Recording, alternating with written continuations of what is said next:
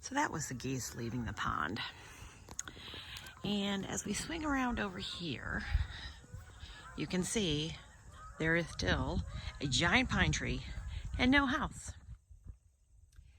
So I thought we'd talk today about a couple of things we've come up against with trying to build this house in the middle of the way the world is. Today is October 12th, 2021. And with everything that has gone on, everything has been very slow. The house I sold back in March of 2020, I thought somewhere around 9 months, 10 months, we would be in an apartment waiting for a house to be built. And literally, I closed on selling my house on Wednesday, and the world shut down on Friday of that same week. So there was a lot of kind of back and forth on what was going to happen. We had already been in talks with builders, two of which who went out of business. And then as things got a little crazier and a little crazier, we decided to talk to some more, and they were just very, well, we don't know what we're going to do. Prices of everything is rising. We're not sure what we can get our hands on. When we started this process, we bought like the big red shed you guys see in a lot of my Instagram and YouTube posts. That was like, nobody can get one after that. The gazebo I'm sitting in right now, same thing. It was like one of those things that just didn't exist anymore. So we, worked on the property because we knew that we couldn't do anything else, because everybody we talked to said, nope, don't. You either don't want to do it, or like at one point Jim had gotten a note from a guy saying, everything's going up in price, don't do anything for months. So we finally found someone who would do it, and they do modulars. And it's not like a modular where it is a drop, lock it up, and a few weeks later you're in it. This is more of a hybrid version. So still it's going to be 4 boxes that are coming, but the great room has 18-foot ceilings, and so it's going to be open all the way up. And then as well, the siding, so we're not going with traditional siding, we're going with vertical siding. That's kind of because the shed that we also love has vertical siding on it, and it looks really, really good. So we thought, with having that red shed and a dark gray house, and then we know we want, from the same people who built the shed, we want to get a garage with like a second story, because we do so many things that have, like, our Halloween display has all the animatronics and that kind of thing. So we want that area for storage as well, because the walkout basement we're doing with the house that will face the water, that is going to be fully used, like a full bar area and area where the guys can play their drums and guitars and everything else. So we know exactly what everything is we want to do. So a lot of dragging of the feet when it came to even like the prices or what was going to happen with the house. We saw the house we wanted to get back in the end of February of this year, of 2021, and we never got the final contract until about 4 weeks ago. This really put everything behind, so that was a big issue for us. We then turned around, got everything. We had been sending things to the bank as we went along. We of course got pre-approved before we even moved forward back in the spring, so we knew we were pre-approved. And at the point where we were pre-approved, we knew the house was going to come in at about $285. That $285 was higher than it was for the house we saw. The house we saw was way cheaper, and it's almost the identical house. So we knew that. We knew going in what was happening. And somehow, so I just had them write up $300,000. Perfect, fine. So somehow 285 turned into 322 with what happened with the world. Part of that is an $8,000 concession from the Modular company in case prices of wood went back up. At this point in October of 2021, we're now have come down with wood prices. So we feel pretty comfortable with the fact that we're not going to be at that 322 price in the end. But then the company that we're going with the construction loan with, they threw a new wrench in. They want us to have a $32,000 home equity loan that we take out with the mortgage, so that if prices do go back up, we are not going to default and not have a done home. You know, we're not going to get to the point where we're almost done and we can't afford $8,000 worth of appliances, which there's a whole other thing. Appliances are very expensive. So we just really right now are in this, I don't know what to call it, I guess hell. Hell is definitely the word for it, because we've gotten everything in, we did everything we're supposed to, and hopefully, God willing, by the end of this week, we will hear on the bank's decision, because now we know that it should only come in at about 310, and it's not so much, you know, that we feel like we can't afford the mortgage. It's not that, but now we have to have this even higher amount of money and have two loans side by side, and it's just almost like insanity, because we know what we want to do, we know where we should be, but somebody else is, like I said, calling the shots. So we've gone from one person at the financial institution we're using, that was the very first person, to a second person who never told us that the rules changed. And when I say the rules changed, I mean this. So when we bought this piece of property, and throughout this, I'm going to share with you numbers, because I think that it's so important that you have some idea of how this is working and how this would work for us. So we purchased this piece of property for $65,000. That $65,000 also came with a set of stamped plans, which are about $3,000. So that was, I mean, you can say it's a saving either way, but we had nothing on it. We put on the well last year. Once again, we paid for that in cash, so that came up to about $8,000. We put the septic in, and we had some excavating done for us to do all the gardens you see behind me. And so that was another $17,000, paid for that. When we first met with the first bank official, she knew we had money into the property. She knew that we had also done all this. I mean, when I say we have to have, I think now, including the four-wheeler that we bought, it somewhere around the four-wheeler, that was $6,000, maybe around $6,000. The shed was $8,000. The gazebo was another $2,200. And then all the plants. So right now we have $65,000 into purchasing the property, $8,000 into the well, $17,000 into excavating and septic system, and then another probably, I want to say at least $20,000 into all the landscaping. And some people will be like, wait a minute, what do you mean $20,000?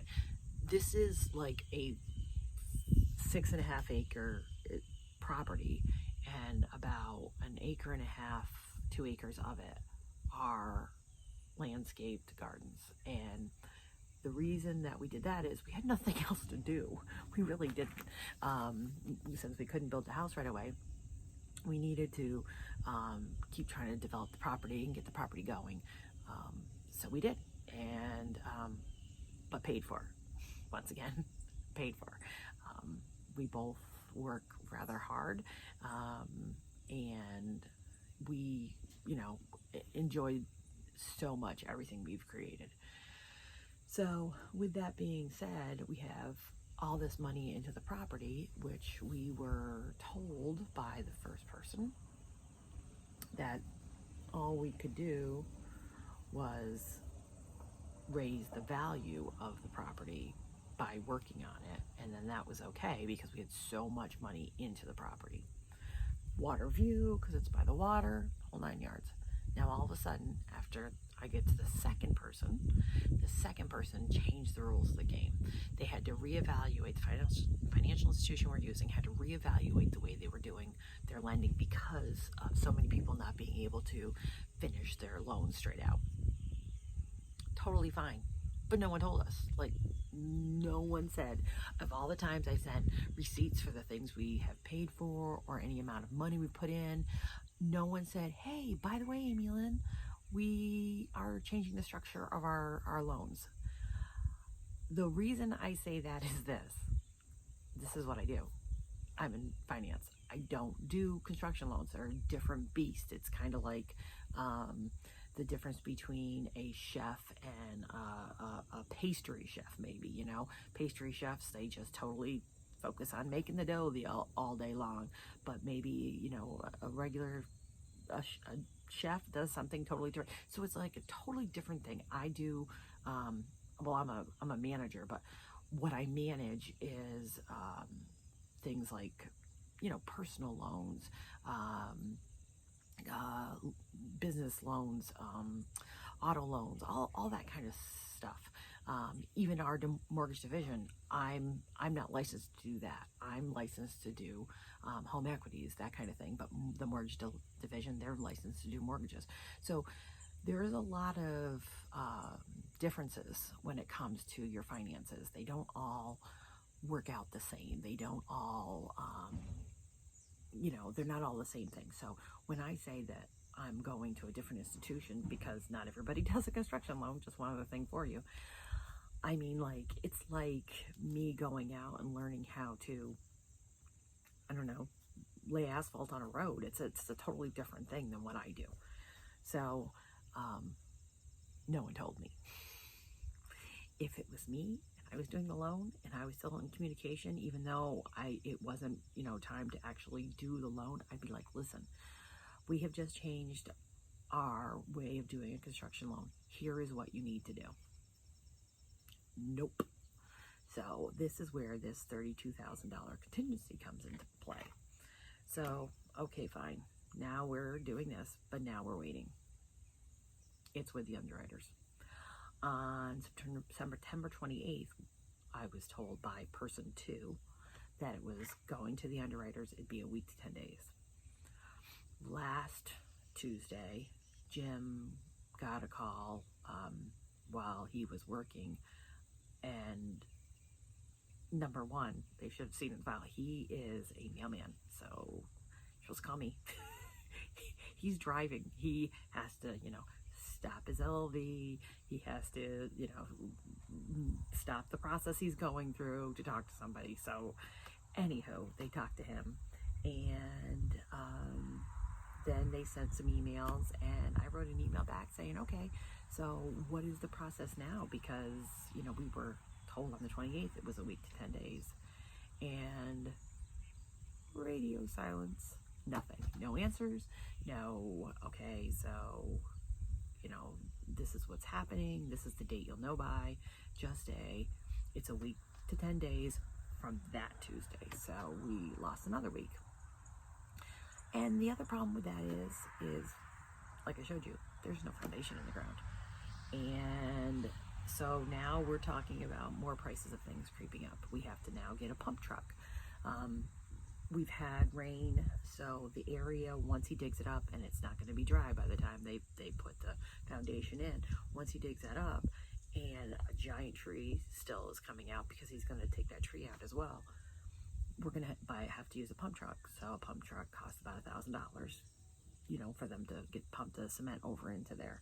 And this whole property is on a hill that goes down towards the water, which once everything is terraced off and everything else, it's not a big deal. I know some people are like, well, it's not very flat there. Well, it isn't very flat there, but the house we're doing, the wall that faces the water is all windows, and there's going to be a deck that comes off that, and then underneath is going to be, because it's a hill, we are going to be able to do that walkout basement. Hence the reason why I said we know exactly what we want to do with every inch of this property and every inch of that house, because we want to be able to have that area.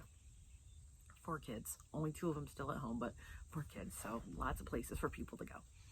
Anyways, so yeah, that's where we are at. I really wanted to bring you guys along for this because, yeah, it's not easy.